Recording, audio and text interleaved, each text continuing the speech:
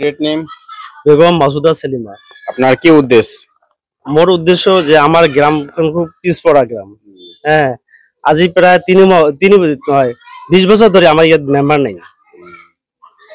এইবেলিও মানে আশা কৰি আছো, হোৱা নাই এইবেলি পুৰা মানে মানে চেষ্টা কৰি আছো। ৰাইজ মানে মানে চেষ্টা কৰি আছে যাতে মেম্বাৰটো ইয়াত হয়। মেম্বাৰটো হলে আমাৰ গাঁৱৰ ৰাস্তা ঘাট দুখীয়া মানুহ যিবিলাক আছে সেইবিলাকৰ উপকাৰ হ'ব। এই উদ্দেশ্যে মই দাঁড়াইছো। মোর কোনো পার্সোনাল মানে কি নেই, মোর ওয়াইফর আর কি। আপনার ওয়ার্ড নাম্বার 10 अंतर्गत समस्या की আমার আমার ইয়াত মানে রাস্তা ঘাটৰ খুব সমস্যা, কাঁচা ৰাস্তা। এক নম্বৰ তাৰ পিছত আছে বহুত মানুহ আছে যিবিলাকৰ আজিলৈকে মানে ঘৰ পোৱা নাই।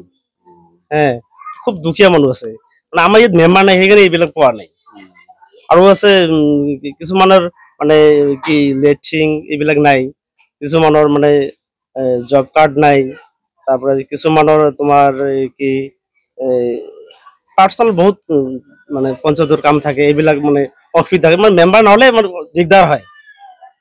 সেইকাৰণে মই এইবুলি আশা কৰিছো যাতে আমাক মানে ৰাইজে আৰ কি নিৰ্বাচিত কৰে, পুৰা আশা আছে। আৰু বানপানী সমস্যা আছে?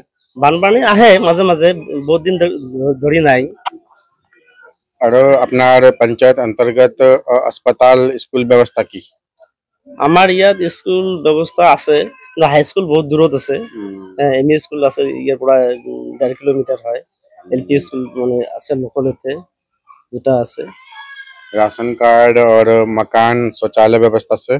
রেশন কার্ড, তাৰপিছত শৌচালয় আছে, খুব কম আছে। मकान शौचालय लेट्रिन মানে গভৰ্নমেন্ট যিবিলাক সাবসিডি ঘৰ আছে ইয়াত বহুতে পোৱা নাই। হ্যাঁ, তাৰপিছত শৌচালয় বহুতে পোৱা নাই।